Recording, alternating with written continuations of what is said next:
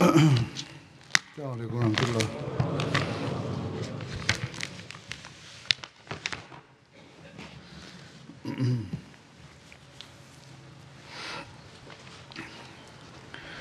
أشهد أن لا إله إلا الله وحده لا شريك له وأشهد أن محمدا عبده ورسوله أما بعد فأعوذ بالله من الشيطان الرجيم بسم الله الرحمن الرحيم الحمد لله رب العالمين الرحمن الرحيم مالك يوم الدين إياك نعبد وإياك نستعين اهدنا الصراط المستقيم صراط الذين أنعمت عليهم غير المغضوب عليهم ولا الضالين.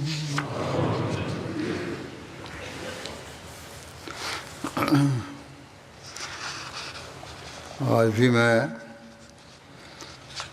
सहारा का जिक्र करूँगा. Edhe sot do të përmend disa ekspedita për të cilat kam këtu të zonat. Edhe këto janë ato që u zhvilluan përpara çlirimit të Mekës. Është një përmendje e shkurtër, pas do të flas për një temë tjetër. Ekspedita e parë që do të përmend sot është ajo e Ebu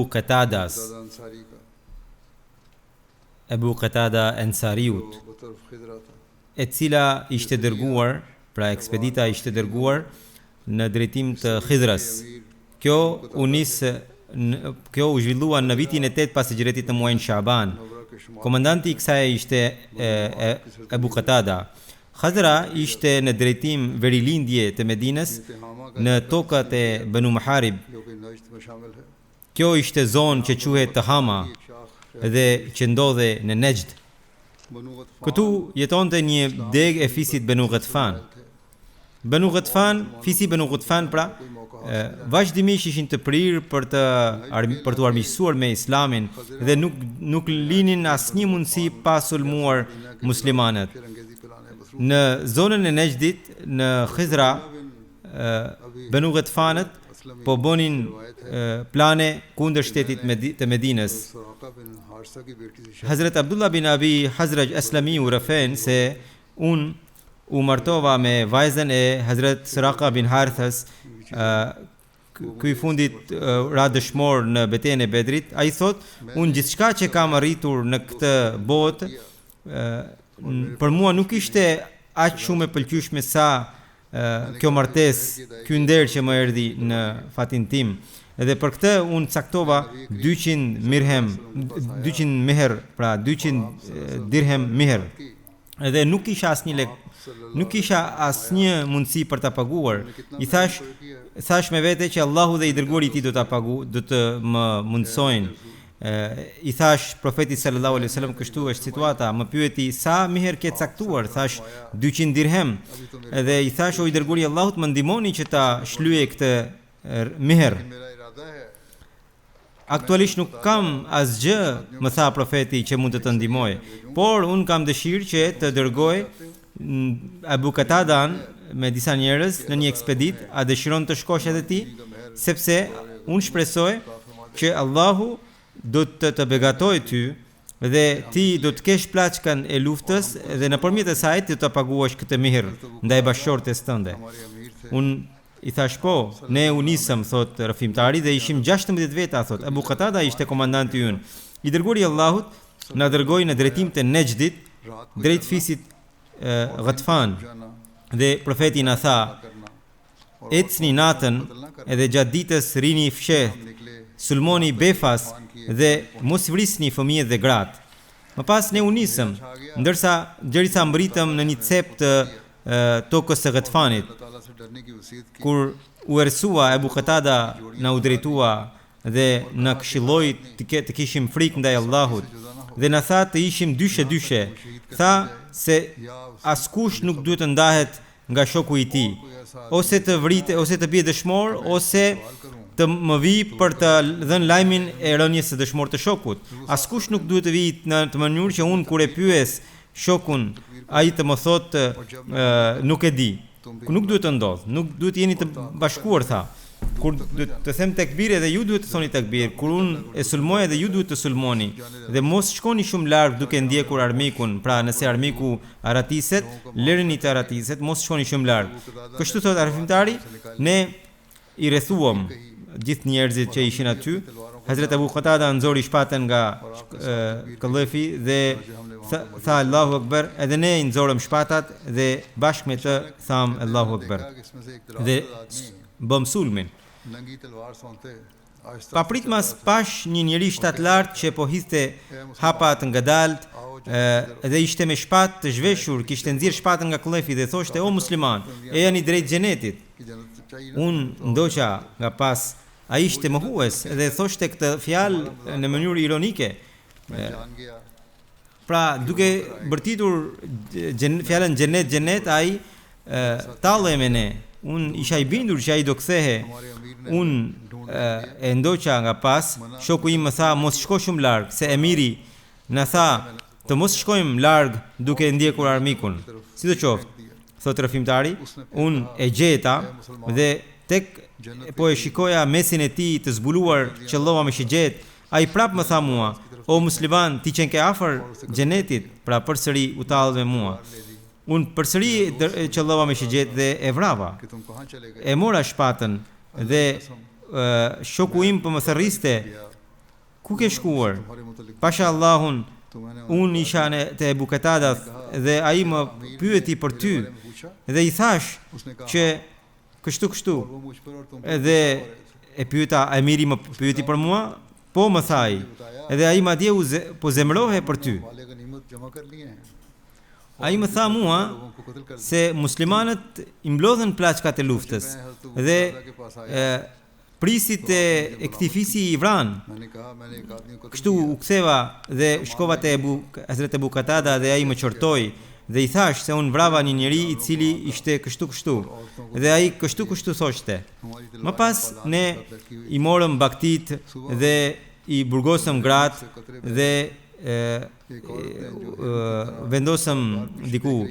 Në mëngjes deveja ime po pikonte, një grua vazhdimisht më shikonte duke kthyer kokën pas edhe po qante. Çfarë shikon? E pyeta. Pasha Allahun, mu përgjigj ajo.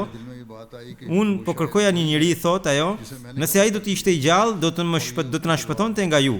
Unë mendova se është pikrisht ai që cilën e vrava unë, dhe kjo është shpata e tij që ishte lidhur me deven. Më tha: pasha Allahun, unë kam shpatën unë kam këllëfin e shpatës së tij. Shikoje, në qoftë se ajo shpata që ke futet këtu, atëherë është pikrisht e atij. Kështu ajo filloi të qante. Ne mbritëm tek, pra shpata i përkiste pikrisht atij këllëfi. Sipas një rrëfimi, sahabët ishin 15 net, ishin jashtë Medinës për këtë ekspedit dhe u kthyen me 200 deve dhe 1000 dhi dhe shumë të burgosur. E ndan humsin dhe më pas secilit profeti i dha nga 12 deve. Një deve u quajte barabart me 10 dhi. Sipas një rrëfimi tjetër, në këtë ekspedit muslimanët sollën 200 deve dhe 2000 dhi dhe shumë të burgosur. Përmendet një ekspedit tjetër që quhet ekspedita e Hazrat Abu Qatadas në drejtim të luginës Adam. Kjo u zhvillua në muajin e Ramazanit të vitit të 8 pas hijretit, në janar të 630 pra. Adam është një vend 36 milje larg Medinës në drejtim të lindjes, pra në tokën e Nejdit. Arsyeja edhe këtu baronin Ghatfan, Banu Ashja pra. Arsyeja e kësaj ekspedite ishte që profeti sallallahu alajhi wasallam kur vendosi të nisej për qëllërimin e Mekës, ai dërgoi Hazrat Abu Qatada në drejtim të luginës Adam e cila ishte në drejtim të lindjes nga Medina, kurse Meka ishte në drejtim të jugut. Në mënyrë që njerëzit të bindeshin që profeti sallallahu alaihi wasallam nuk po shkonte në drejtim të Mekës, por në drejtim të Ezemit. Sipas një rëfimi, komandanti I kësaj ekspedite ishte Hazret Abdullah bin Abi Hazri. Hazret Abu Qatada kishte 8 veta me vete, dhe njëri prej tyre ishte edhe Hazret Muhlim bin Jathama Laysi. Hazret Abdullah bin Abi Hadri rëfen se kur ne mbritëm në luginën Ezem, ne shkaloi Amir bin Azbat Ashja'i. Ai kur na u ofrua na dërgoi selam në mënyrë islame. Muslimanët u tërhoqën, nuk e sulmuan nga që ai tha selam. Pra, kështu është mësimi. Por Hazret Muhlimi ka pasur një grindje të mëparshme me të. Ai e sulmoi Amir bin Azbatin dhe e vrau, dhe ja mori edhe plaçkën dhe deven.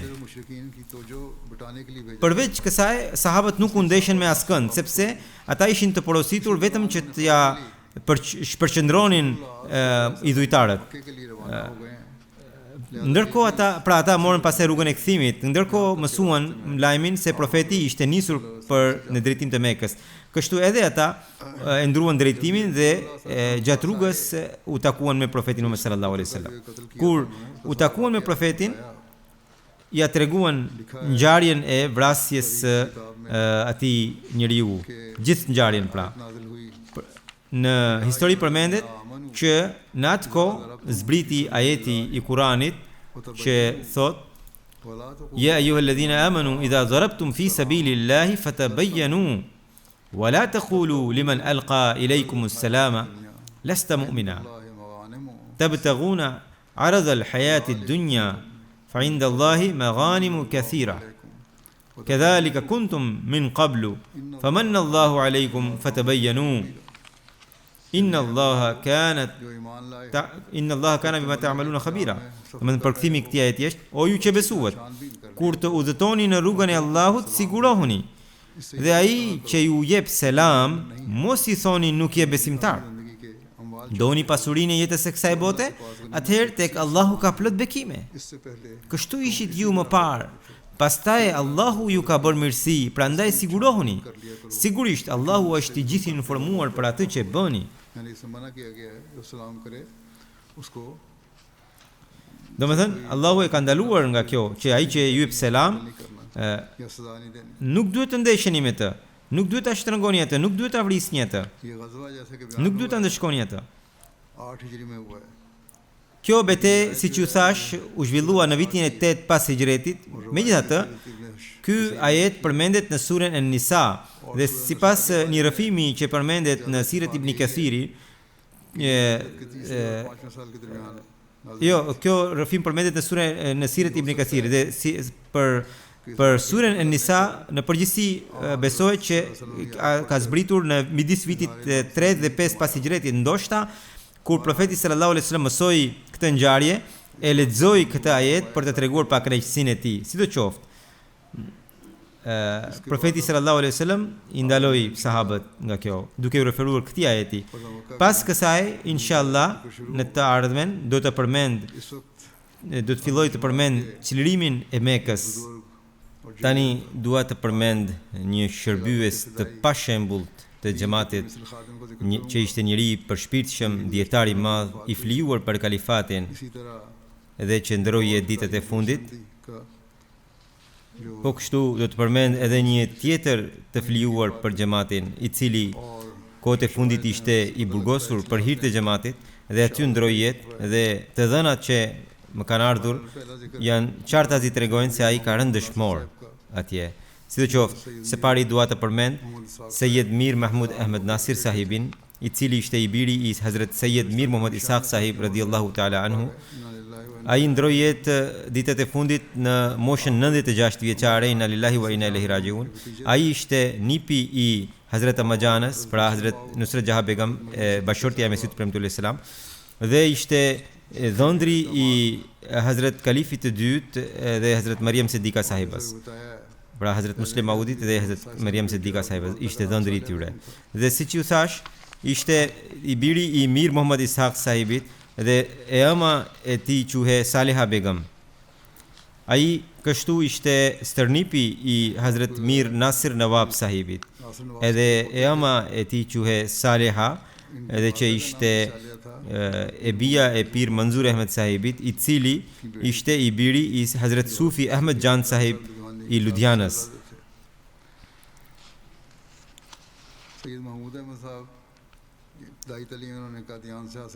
Sayyid Mahmud Ahmed sahibi pra indjeri, mësimet e para i kreu në Kadian, pastaj nga Universiteti Punjab kreu bachelor, nga 44 në mars të 1944, në ditën kur ndroi jetë babai i tij, atë ditë ai dedikoi jetën.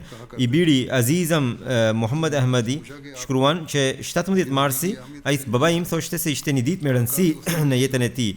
E pyeta, pse është kaq e rëndësishme për ty kjo ditë? Më tha, atë ditë më ndroi jetë babai dhe Hazrat Kalifi i dytë radhiyallahu anhu gjithë ditën qëndroi në shtëpinë tonë, madje edhe namazet nga atje drejtoi dhe aty mbajti një fjalim të shkurtër duke përshkruar shërbimet fetare të babait tim, frymën e tij të dedikimit dhe dijen e tij. Mir sahibi thot, indjeri thot që duke dëgjuar këtë, unë u qova dhe aty ju drejtova Hazrat Kalifit të dytë duke thënë, huzur, unë dua të dedikoj jetën. Dhe Hazrat Kalifi i dytë radhiyallahu anhu u emocionua dhe e përgëzoi. Atëherë indjeri ishte 14 vjeç dhe më pas këtë premtim ai e përmbushi në atë mënyrë që shumë rrallë mund të gjesh shembullin e saj. Shërbimet e xhamatit të tij janë savion, nga viti 1954 deri në 57-ën, ai ishte këtu në Angli si misionar dhe gjatë kësaj periudhe kreu mësimet pra në Universitetin Oriental School of Oriental and African Studies nga porosia e Hazrat Kalifit të dytë dhe ai ishte bashkë me Hazrat Kalifin e katërt, pra Hazrat Mirza Tahir Ahmad sahibin. Këta të dy bashkërisht kishin bërë këto studime. Për pak kohë ai shërbeu edhe sekretari i misionit të Londrës. Nga 57 deri në 59 ai ishte misionar në vakalet e divan. Nga 60 u caktua pedagog në Xhamia Ahmedia Rabwa. Nga 78 deri kreu këto shërbime. Nga 78 deri 82 ishte misionar në Amerikë. Nga 82 deri 86 ishte misionar në Spanjë. Nga 86 deri në 89 ishte drejtori i botimeve pra wakilut tasnif. Nga 86 deri në 2010 ishte dekani i fakultetit të xhamatit pra Xhamia Ahmedia Rabwa. Në ndërkohë ai ishte edhe vakilu talim nga 94 deri 2001 dhe po kështu ishte drejtori i katedrës së kërkimeve shkencore, po kështu ishte drejtori i kërkimeve për ngjarjen e kryqëzimit, po kështu ishte në 2005 u themelua Nur Foundation dhe u caktua drejtori i këtij fondacioni ku shërbeu deri në frymën e fundit. Më 3 qershor të vitit 1962 Hazrat Kalifi i dytë e caktoi atë antar të bordit të dhënies së fetvas, ku do të qëndronte deri në nëntor të vitit 1972. Më pas, në vitin 1989, Hazrat Kalifi i katërt e caktoi atë edhe një herë tjetër si antar të këtij bordi, ku ai do të qëndronte deri në frymën e fundit të jetës. Ai shërbeu edhe në Khudamul Ahmedia në pozita të ndryshme, ishte muhtemim, gjithashtu ishte naib sadr. Në fushën e dijes, ai ka shërbime të jashtëzakonshme.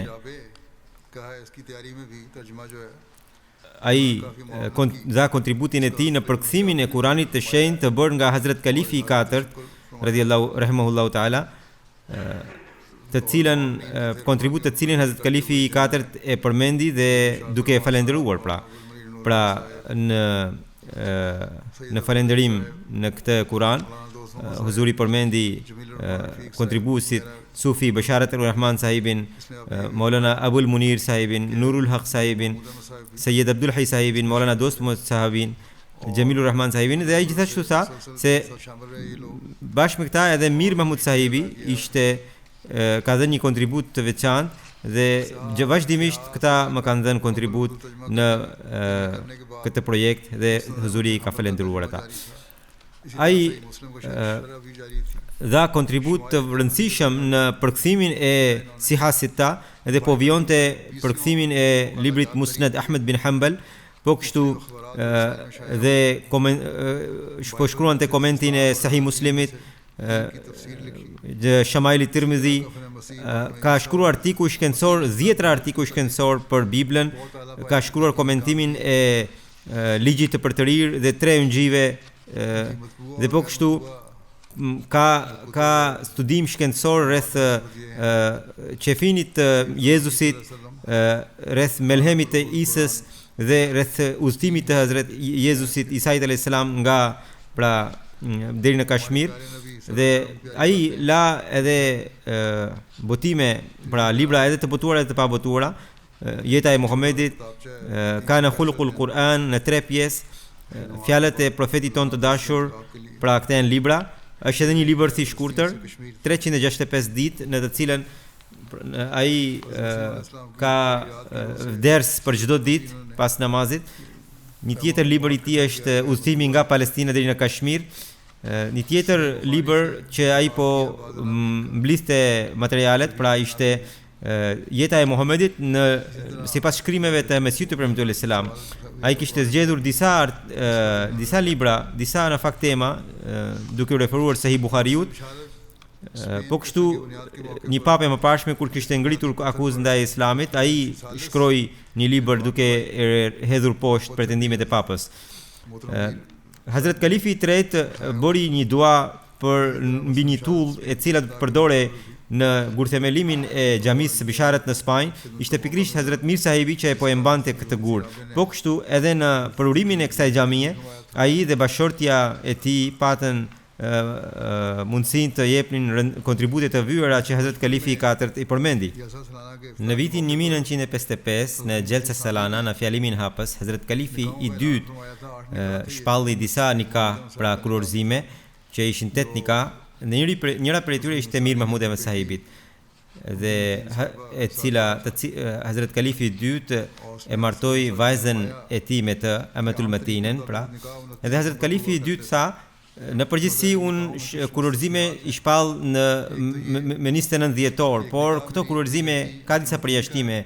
E para është se është e vajzës sime, Amatul Matin, që do të jetë me Sayyid Mir Mahmud Ahmed të birit Mir Muhammad Ishaq sahibit, dhe më pas ai dha edhe detaje të tjera në fjalimin e tij, duke thënë se Mahmud Ahmed në këto ditë është në Londër duke vazhduar studimet e bachelorit. Nëse Allahu do të bëjë mbar, ai vitin tjetër në maj do të kthehet. Këta 3 fëmijë, pra përmendi 3 fëmijë huzuri, dhe Mahmud Ahmedi që është dhëndri im, pra huzuri përmendi edhe emrat e tyre, tha Mahmud Ahmedi që është dhëndri im, gjithashtu Daud Ahmedi që është dhëndri tjetër, dhe Tahir Ahmedi që është djali im dhe i biri im dhe me Ume Tahirin, dhe aty i kam lënë këta të 3 në mënyrë që të shkollohen dhe në të ardhmen të shërbejnë xhamatit. Unë i kam porositur që ata të arrijnë gjuhën angleze, dhe më pas tha se nga që këta të 3 janë Molvi Fazil, do më thënë imam ose misionar në xhamat, dhe kanë njohuri të thella edhe në gjuhën arabe, nëse do të arrijnë edhe nëse do ta zotrojnë edhe gjuhën angleze, do të arrijnë ta përkthejnë Kur'anin e shenjtë dhe librat e Mesihut të premtuar alayhis salam në gjuhën angleze, dhe në të ardhmen do të ndihmojnë në këtë mënyrë xhamatin. Dhe po kështu edhe Review of Religions ka nevojë që të ketë një kryeredaktor të denj Dhe për këtë arsye, unë këta 3 fëmijët e mi kam lënë atje, ndonse në këtë kohë të sëmundjes nuk i përballoj dot këto shpenzime që 3 fëmijë, pra 2 dhëndur dhe 1 djalë të shkollohen atje, por mendova që shqetësimi im, mendova se shqetësimi i xhamatit është më i madh se shqetësimi im. Hazrat Kalifi i dytë gjithnjë besonte dhe mendonte që për hir të xhamatit gjithçka duhet të sakrifikohet, edhe kohën, edhe pasurinë, edhe fëmijët madje. Hazrat Kalifi i tretë në vitin 1982 shpalli kurorzimin pra nikahun e djalit të madh të ndjerit, edhe përmendi të ndjerin pra Sejed Mir Mehmud Ahmed Sahibin, gjithashtu edhe Sejed Mir Muhammad Ishaq Sahibin, pra babain e tij, dhe tha që Allahu ka pasur dashuri të madhe me Hazrat Mir Muhammad Ishaq Sahibin dhe pranoi lutjet e tija, dhe duke parë dashurinë e Sejed Mir Muhammad Ishaq Sahibit me Allahun, pra me veten e tij, ai i bekoi të 3 fëmijët në atë mënyrë që të 3 kanë dedikuar jetën. Të 3 janë krejt të ndryshëm nga njëri tjetri, siç çdo njeri është i ndryshëm nga tjetri. Por Hazrat Kalifi i tretë vion, sa kam analizuar unë, këta të 3 e kanë një gjë të përbashkët. Dhe ajo ishte që gjithçka që Allahu u ka dhënë atyre, ata janë të kënaqur, jo vetëm janë të kënaqur, pra janë të vetë mjaftueshëm për atë që Allahu ka dhuluar atyre. Sejed Mir Daud Ahmed Sahibi ka qenë në lloj të vet, por edhe ai ka pasur këtë gjë. Mir Masud Ahmed Sahibi, që prej shumë vitesh është në Danimark si misionar, edhe ai ka ngjyrën e vet, por ka këtë gjë të përbashkët. Dhe po kështu edhe djali i tij i vogël, Mir Mahmud Ahmed Sahibi, pra i ndjeri, dhe nikahun e djalit të tij po e shpall sot. Edhe ai ka dedikuar jetën, por e ka këtë gjë të përbashkët, thotë, që janë të kënaqur me atë që Allahu u ka dhënë, edhe xhamati po u jep si rrogë ose allowance pra. Edhe kjo trashëgimi e babait të tyre po vjen te këta 3 fëmijë. Allahu i ka bekuar në këtë mënyrë fëmijët e Mir Muhammad Ishaq Sahibit, dhe për këtë arsye këta janë 3 shembuj për xhamatin ton, që gjithnjë në xhamat duhet të kemi njerëz të dedikuar, të këtill, që gjithnjë të jenë të kënaqur, mirënjohës ndaj bekimeve të Allahut të Madhërisëm, edhe të vijojnë të shërbejnë xhamatit. Më pas Huzuri bëri dua që edhe fëmijët e këtyre tani të vijojnë këto mirësi. Mir Sahibi, pra i ndjeri, ka pasur pra ishte edhe poet. Ai dinte përmend shumë vargje të Mesihut premtuar selam dhe kalifit të dytë, por gjithashtu edhe vetë shkruante vargje pra. Një herë misionarëve, të cilët dëshironin të regjistrohen në xhamia, pra që kishin dëshirë të bëheshin misionar, u dha një plan program. Është një plan program shumë i bukur. Të gjithë misionarët duhet ta kenë parasysh këtë gjë, jo vetëm ata që duan të hyjnë në xhamia, por edhe ata që vazhdojnë studimet. Edhe sot gjëja e parë është se duhet të çoheni në orën 3 të natës, duhet të merrni abdes, edhe pra sipas orës së Pakistanit kjo ishte koha e tahajjudit në atë kohë, edhe këtu ashtu është. Të falin namazin e tahajjudit dhe 5 vakte duhet të falin në xhami. Dhe në Rabwa, pra banorëve të Rabwas, tha që duhet të falin të paktën një namaz në xhamin Mubarak. Më pas duhet të luten çdo ditë për dashurinë për Allahun, dashurinë për profetin Muhammed sallallahu alaihi wasallam, dashurinë për Mesihun e premtuar Islam, dashurinë për kalifatin. Dhe së pesti thotë që duhet të bëjnë shprehi për tesbih, selavate dhe istighfari. Së gjashti duhet të shkruani një letër me dashuri të madhe, me përkushtim të madh kalifit të kohës, duke i kërkuar lutje për veten. Së shtati të përmbushin detyrimet që kanë, pra përgjegjësitë aktuale në mënyrën e shkëlqyer. Së treti të shërbejnë prindërve nëse janë larg, të luten për ta. Së nënti të dinë të zotrojnë përkthimin e Kuranit, edhe fjalë për fjalë edhe me kuptim. Së dhjeti të paktën 3 herë të lexojnë librat e Mesihut të premtuar selam, gjithë librat, pra Ruhani Khaza'in. Së 11-ti çdo ditë të lexojnë gazetën El Fazl, edhe një gazetë vendase. Së 12-ti çdo ditë të bëjnë një punë për humanizëm. Djali I tij Sayyid Ghulam Ahmed Farrakh sahibi shkruan, unë do të përmend tani disa ngjarje, disa detaje. Thotë I biri që babai ka pasur dashuri të madhe me Allahun që pasqyrohej në namazet e tij. Namazet e tij kanë parë edhe unë huzuri thotë qëndronte në një cep të xhamisë dhe falte namazet me shumë përkushtim në xhami, në shtëpi natyrisht falte me shumë përkushtim që nuk e dim, por edhe në xhami pavarësisht se tentonte të fshihte këtë dashuri përpara njerëzve, por megjithatë njerëzit janë të vëmendshëm dhe e vrejnë. Dhe djali thotë që unë shoh ditarin e tij ose fletoren e tij, çdo faqe është e shkruar Allahu. Dhe kur vura re, ai çdo herë kur mbushte me bojë penën, fjalën e parë shkruante Allahu. Në disa faqe, gjithë faqet e ditarit janë të mbushura vetëm me një fjalë, Allahu, Allahu dhe Allahu. Dhe në vitet e fundit, në murin e shtëpisë, në murin e dhomës, kishte shkruar O Allahu im, ti amo.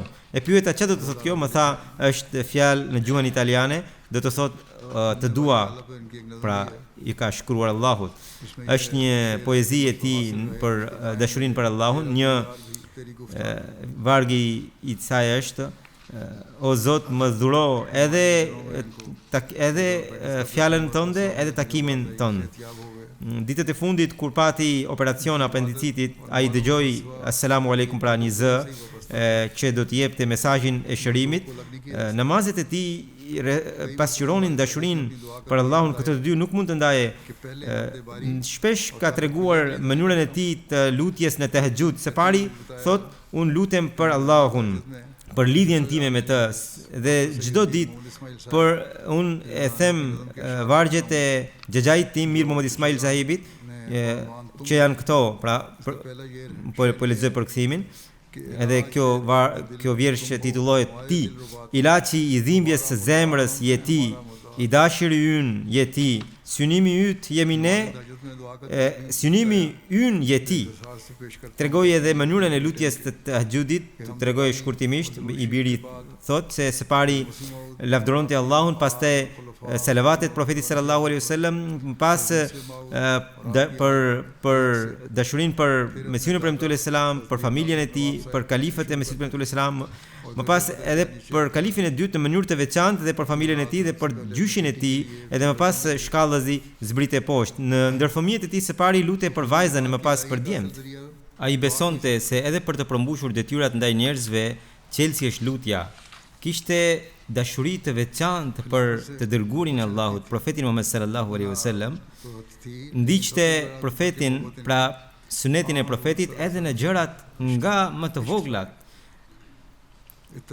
I biri më shkruan që disa herë ndodhte, thot që unë isha ulur në një karige të rehatshme, edhe babai ishte në një karige jo aq të rehatshme, dhe unë u qova për t'i aliruar vendin që ai të ulej atje, edhe babai im më refuzonte. Thoshte se jo, I dërguari I Allahut sallallahu alaihi wasallam tha mos ço dikë nga karigja e tij për të ulur vet atje. Pra pavarësisht se ti je djali im, por unë dua ta ndjek praktikën e profetit sallallahu alaihi wasallam dhe nuk mund të ulem në vendin tënd.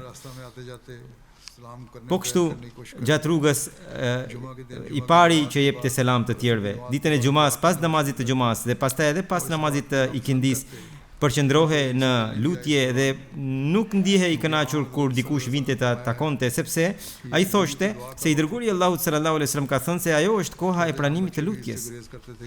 Edhe fëmijët thot që ne shmangnim takimin me të në atë kohë. Ditën kur ndroi ditën e lindjes së profetit sallallahu alaihi wasallam, ditën e vdekjes së tij, ditën e lindjes së Hazrat Mesiut të premtuar selam dhe ditën e vdekjes së tij, na porosiste në mënyrë të veçantë që të dërgonim selavate e profetit sallallahu alaihi wasallam. Shpesh e thoshte vet subhanallahi wa bihamdihi subhanallahi alazim, Allahumma salli ala Muhammadin wa ali Muhammad. E thoshte shpesh këtë lutje. Edhe djali thotë se kur unë po shkoja në Kadian, më dha me shkrim këtë lutje dhe më tha, në çdo dhomë të shtëpisë së Mesiut të premtuar selam, nga ana ime spari do ta bësh këtë lutje. और हज़रत मसीह अलैहि Edhe më pas do të vizitosh edhe varrin e Mesiut të premtuar alayhi salatu wasalam, edhe atje do ta bësh këtë lutje. 1990 में आप पर एक मुकदमा Në vitin 1990 në Majlis e Shura u ngrit një gjyq kundër tij që ishte për lirinë e shprehjes në Majlis e Shura, ishte 298 C. Gjyqtari i tha që ti gjatë fjalimit tënd ke fyer profetin Muhammed sallallahu alaihi wasallam dhe sahabët e tij, dhe ai u zemrua dhe e hodhi poshtë fuqishëm pretendimin e gjyqtarit dhe tha, pra Mir Mehmud sahibi tha, më tha edhe mua që unë ndjeva jashtëzakonisht i sikletosur ose i shqetësuar që më ngriti një akuzë të tillë, tha, jo fjalë fyse. Mir Mehmud sahibi tha që kjo është akuzë dhe është tërësisht gënjeshtër dhe vetëm gënjeshtër. Unë e respektoj me gjithë zemër profetin sallallahu alaihi wasallam dhe sahabët e tij dhe besoj fuqimisht në profetërinë e tij. Unë jam sejed dhe nga familja e tij dhe unë i mallkoj gënjeshtarët.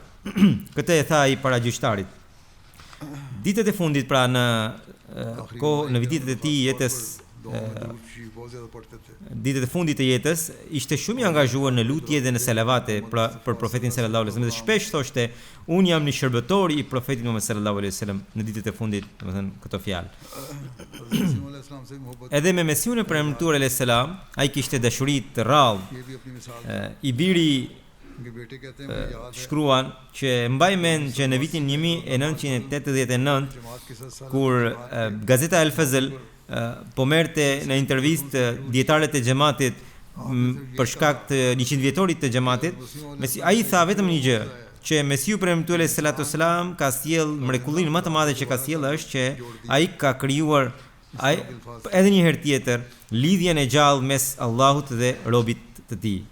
Kjo ishte në gjithë intervista e tij. Në Kadian shpesh vizitonte edhe në gjatë kohës së sëmundjes, pavarësisht se kishte dëshirë, përgatite, por në momentet e fundit detyrohej ta anulonte vetëm për shkak të sëmundjes. Pra kishte dashuri të veçantë për Mesiun e premtuar alayhi salatu wasalam, për ta vizituar varrin e tij. Shkonte pavarësisht nga vështirësitë. Për sa i përket studimeve, Kuranin e shenjtë, Buhariun dhe librat e Mesiut premtuar alayhi salam për ditë i studionte, edhe neve kështu na porosiste. Ai që vinte për takim, edhe ata i porosiste për studimet e këtyre librave. Në vitin 1990, për atë gjyqin që u tha, një natë ai kaloi në paraburgim, ishte natë vere, më tha mua, më sill një kovë për ujë edhe librin Barahin e Ahmedia të Mesiut premtuar alayhi salam. Mia Khurshid Ahmed sahibi ishte atje, që është një vend shumë i ngushtë, kaq vap, si mund ta lexosh këtë libër kaq të vështirë? Tha, jo, për mua nuk është të vështirë, unë e kam lexuar 5 herë deri më tani. Pra, edhe në atë ambient kaq të vështirë, ai vetë ishte shumë i pastër në natyrë, edhe në atë vend kaq të papastër, kaq të vështirë, kishte mendjen vetëm ta studionte në një libër të Mesiut të premtuar alayhi salatu wasalam.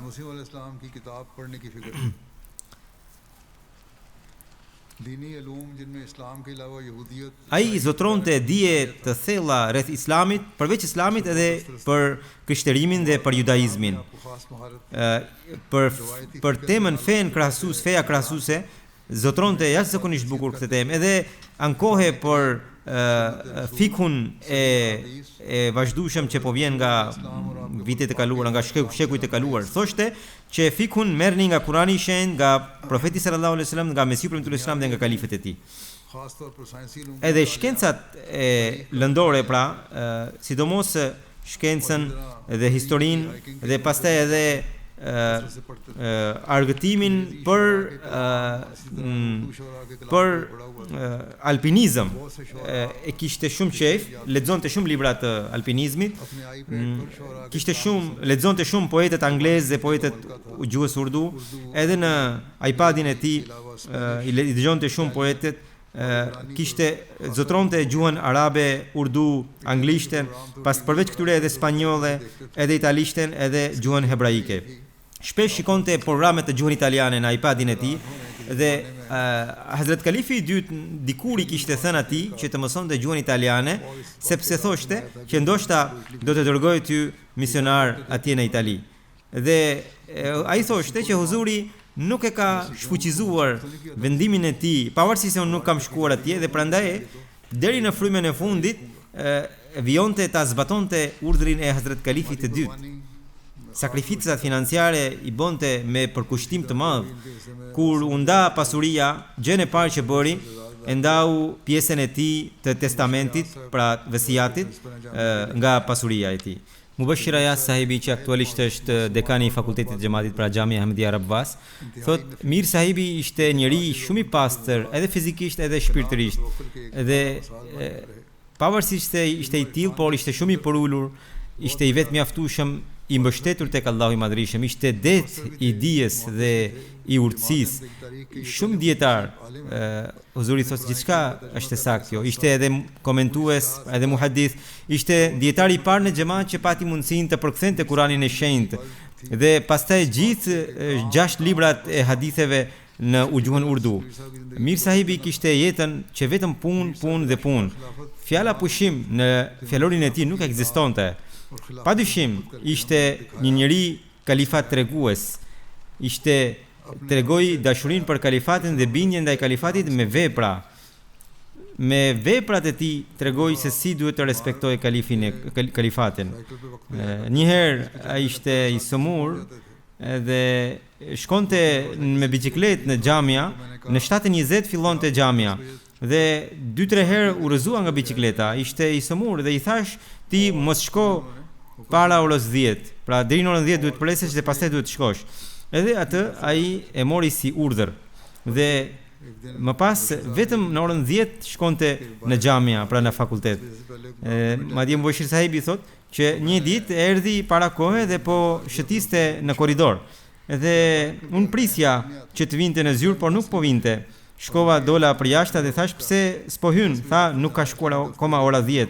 Edhe unë huzuri më tha mua që duhet shkosh në orën 10, prandaj sa të pres orën 10 pastaj do futem brenda. Ishte një bindje shembullore, ishte një model i bindjes edhe për drejtuesit edhe për në punësit. Tanvir Nasir sahibi që është misionar në Kadian, më shkruan që unë e mbaj mend shumë mirë që një ditë ai ishte në Kadian dhe gjithmonë e mbaj mend këtë pamje që në Masjid Mubarak, pra në Xhamin Mubarak, pra në xhamin e Mesihut premtuar selam, unë isha ulur dhe po shikoja Mir sahibin dhe ai po bënte shëtitje, nga që nuk kishte njerëz aty, në rreshtin e parë po bënte shëtitje. E shikoja me shumë kënaqësi dhe ai nën zë po lutej dhe po kënaqesha nga kjo pamje. Pastaj guxova, u çova dhe shkova dhe e pyeta pse po bën shëtitje vetëm në rreshtin e parë? Cila është arsyeja? Dhe më tha mua, unë e kam parë me sy Hazrat Kalifin e dytë, Hazrat Muslim Maudin pra radhiyallahu anhu, kështu po shëtiste në rreshtin e parë dhe unë po përpiqem të ndjek gjurmët e tij. Kishte dashuri të rrallë edhe me Hazrat Kalifin e dytë sidomos. Firuz Alam sahibi, misionari i xhamatit, shkruan që unë kur u regjistrova në xhamia ishte viti i dytë apo i tretë që i ndjeri. Pra Mir sahibi u caktua si dekan. Kisha fatin e mirë që ai përveç që dijes nga shembulli i tij na mësoi më shumë ti si një dietar me vepra. Unë sa të kisha mundësi përpiqesha të ndiqja leksionet e tija dhe mbaja shënimet. Ai na jepte lëndën mawazna mazahib, domethënë feja krahasuese. Dhe shpesh na jepte argumentet, na shpjegonte ato argumente që na ka shpjeguar Hazrat Mesihu premtuar alayhi salatu wassalam në librat e tij. Dhe thoshte që mbaj mend një herë kur ne na jepte leksionin për mrekullitë e Hazrat Isait alayhi salatu wassalam dhe na pyeti si pyetje a ndodhin edhe sot mrekullit dhe më pas tregoi një përvojë të vet se tha një herë në Xhelsa Salana ai kishte detyrë diku dhe ndodhi që ushqimi ishte shumë pak dhe papritmas erdhën shumë mysafir. Dhe ushqimi ishte shumë pak, filluam të shpëndanim.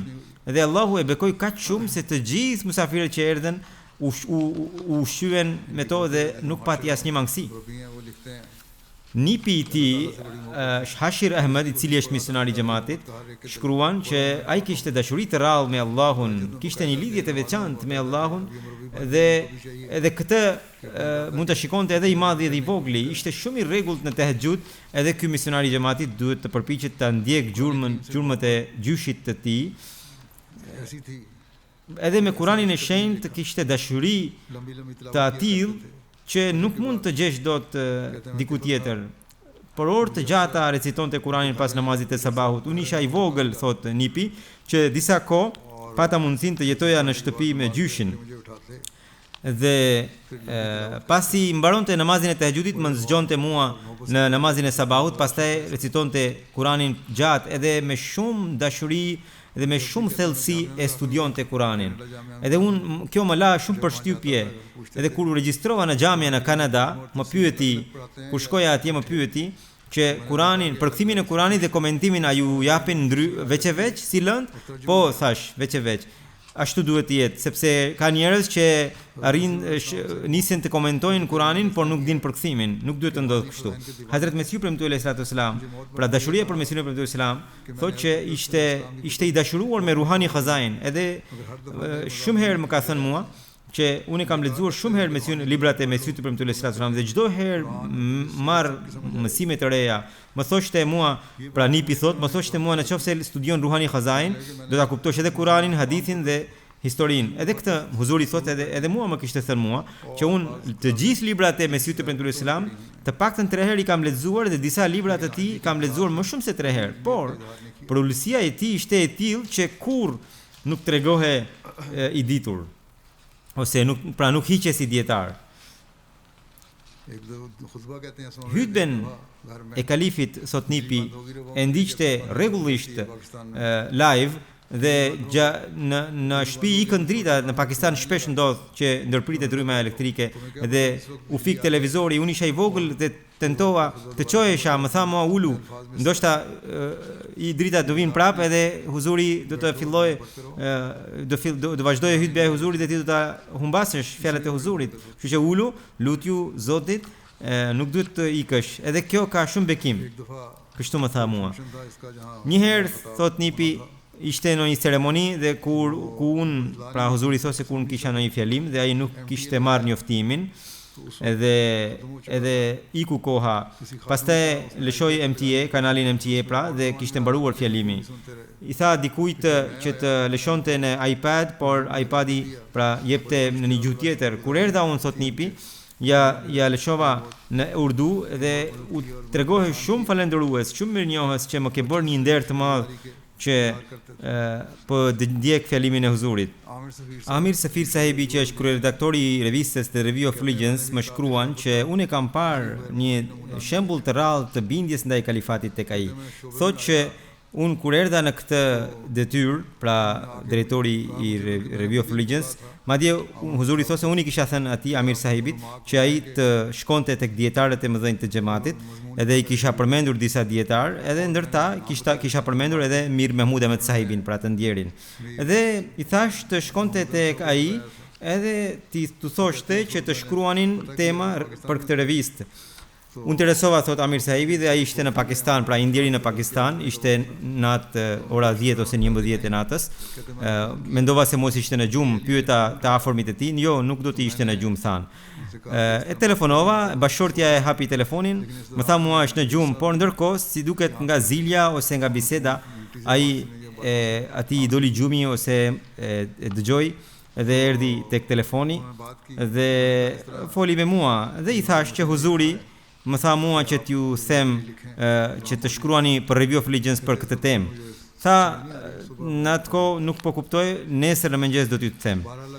Sidoqoftë, nesërmën, Huzuri thotë se mua më dërgoi 15 faqe për këtë temë, edhe më tha mua që mbrëm një djalë më mori në telefon dhe më tha që ju më keni porositur të shkruaja për këtë temë, dhe po ju dërgoj pjesën e parë të kësaj teme, pjesët e tjera, inshallah, së shpejti do t'ju dërgoj.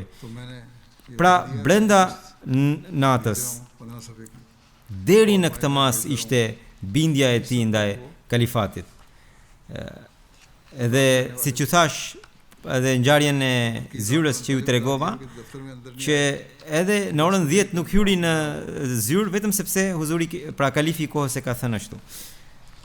Po kështu The Review of Religions, pra revista The Review of Religions organizoi vazhdimisht ekspozitën për qefinin e Jezusit alayhis salam. Edhe këtu në Gjelsa po organizoi kjo ekspozitë edhe i ndjeri merrte pjesë çdo vit. Dhe tregonte shpjegonte në dritën e mësimeve të Mesihut të premtuar alayhis salam gjithë ngjarjen. Amir Safir Sahibi thotë që misionarët kur studiojnë për një temë të caktuar, e lën aspektin e xhamatit dhe përqendrohen më shumë tek shkenca edhe tek bota. Por mënyra e tij, pra e entendjerit ishte ndryshe. Ai së pari paraqiste pikpamjen e Mesihut të premtuar alayhis salam dhe në dritën e asaj pikpamje studionte shkencën dhe shkencëtarët e tjerë dhe jo e kundërta. Dhe shikoja që Mir Sahibi me shumë vendosmëri paraqiste edhe përpara ekspertëve më të mëdhenj të botës të qefinit të Jezusit pikpamjen e Mesihut të premtuar alayhis salam, se si ai shpëtoi kryqëzimit, pra gjithë ngjarjen. Dhe edhe ekipi i Review of Religions prej shumë kohe po bënte kërkime për këtë temë dhe në aspektet e ndryshme. Ata përpiqeshin, pra ekipi ynë përpiqej që ne të tregonim aspektet shkencore, historike dhe analiste. Por Mir Sahibi ishte i kundërt. Ai thoshte që jo, se pari ta sjellim, pra tema kryesore duhet të jetë, thoshte që melhemi i Jezusit, sepse tek kjo Mesihu premtuar alayhis salam ka vënë theksin. Kjo duhet të jetë kryesorja dhe çështjet e tjera duhet të jenë dytësore. Vazhdimisht e jepte këtë. Dhe thoshte që episodi i melhemit të Jezusit është ai që e shpjegon më së miri zbritjen pra Isait alayhis salam. Dhe thot ekipi i Review of Religions, ne arritëm të krijonim kontakte, por nuk arritëm të krijonim ndonjë ndikim në nivel akademik, por qasja e Mir Sahibit përfundimisht tregoi efektin.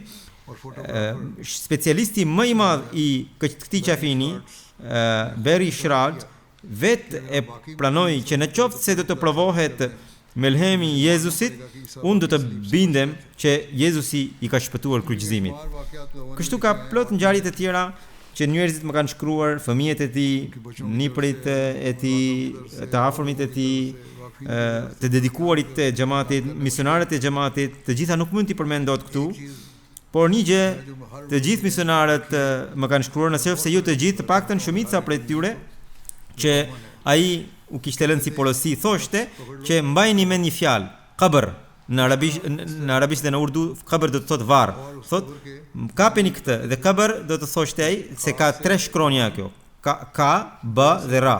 Nga ka është Kurani, b-ja është Buhariu dhe ra-ja është Ruhani Khazain, pra librat e Mesihut të premtuar alayhis salam. Dhe thoshte, kapini fuqimisht këto 3 fjalë. Nëse bëheni specialist të këtyre 3-ve, nëse do t'i ndiqni këto, nëse do të fitoni dije dhe spiritualitet nga këto 3, ju do të arrini qëllimin.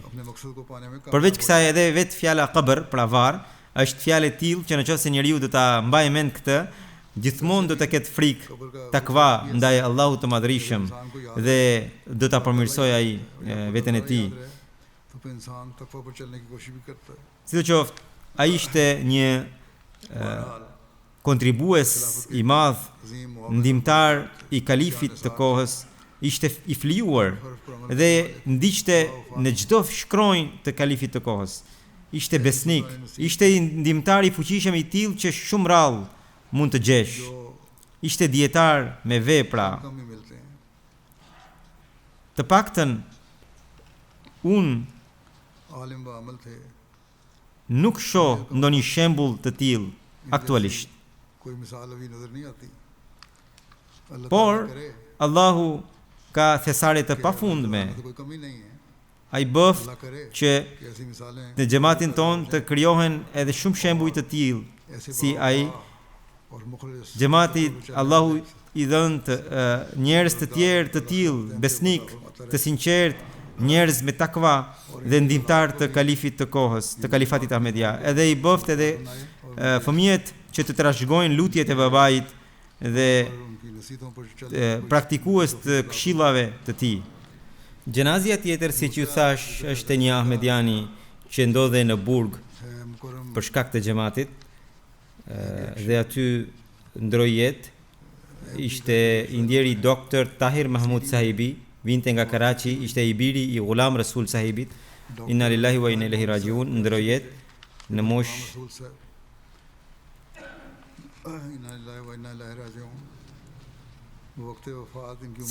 në një moshë 70 vjeçare. Sipas të dhënave, i ndjeri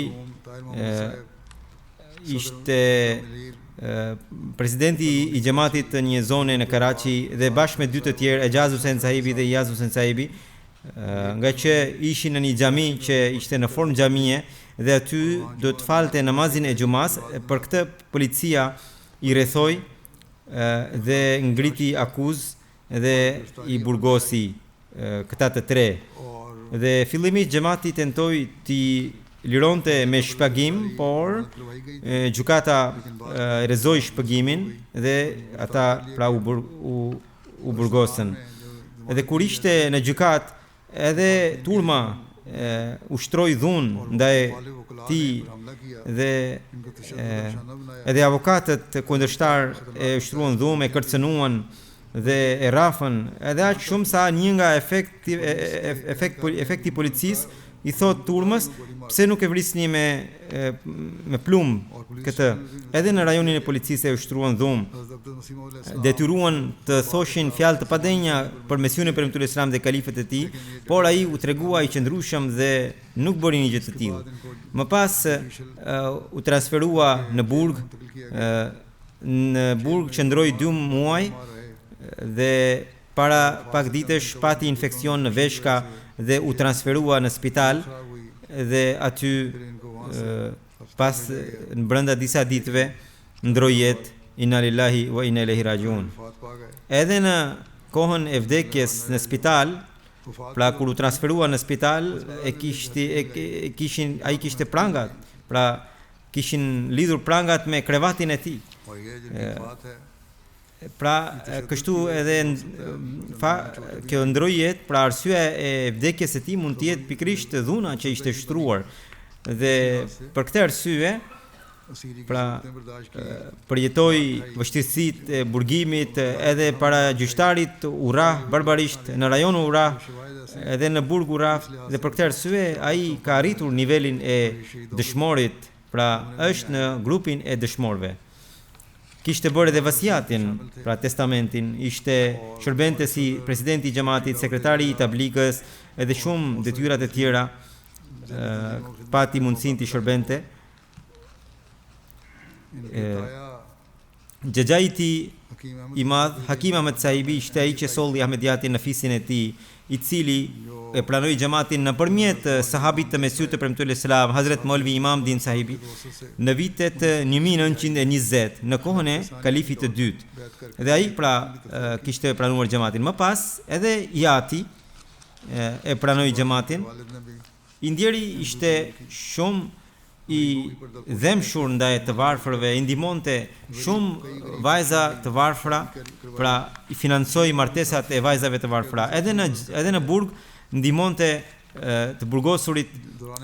Kur bëm një takim, thot personi që pyeta a ke ndonjë vështirësi në Burg, çfarë vështirësie, unë kam ardhur këtu për besimin, për fen, edhe po gjej mundësinë të bëj tabligh të burgosurve të tjerë. Pra ishte i pafrik, guximtar i madh. Tahir Mahmud Sahibi u qua në gjyq edhe më herët, më 17 janar të vitit 1988 në Karachi. Pra paditësi kishte ngritur padin se ai pra i ndjeri kishte kthyer në Ahmediat vëllain e tij të vogël. Edhe atëherë ishte në Burg, kështu që 2 herë u burgos për hir të xhamatit. U kundërshtua jashtëzakonisht shumë, 3 herë u sulmua, por çështjen e tij ala Zotit, dhe një herë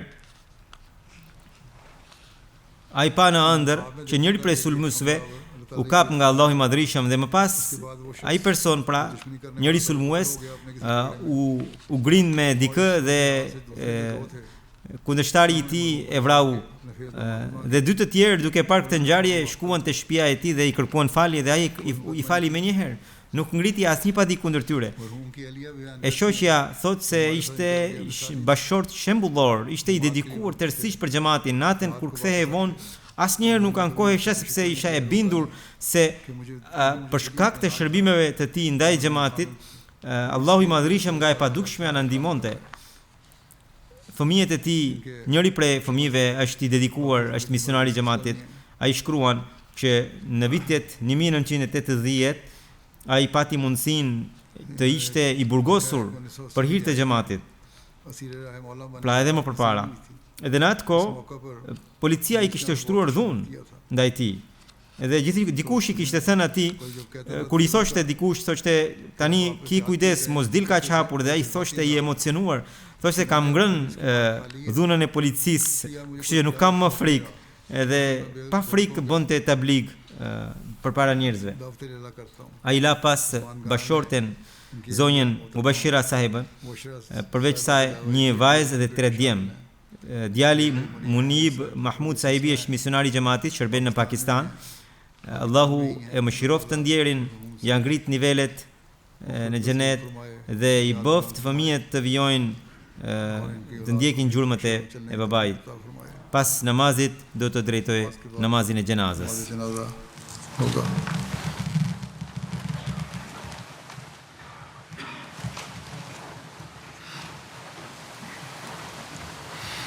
Alhamdulillah, alhamdulillah, nahmaduhu wa nasta'inuhu wa nastaghfiruhu wa nu'minu bihi wa natawakkalu alayhi wa na'udhu billahi min shururi anfusina wa min sayyiati a'malina. من يهده الله فلا مضل له ومن يضلل فلا هادي له ونشهد أن لا إله إلا الله ونشهد أن محمدا عبده ورسوله. عباد الله رحمكم الله، إن الله يأمر بالعدل والإحسان وإيتاء ذي القربى وينهى عن الفحشاء والمنكر والبغي يعظكم لعلكم تذكرون. اذكروا الله يذكركم وادعوه يستجب لكم ولذكر الله أكبر.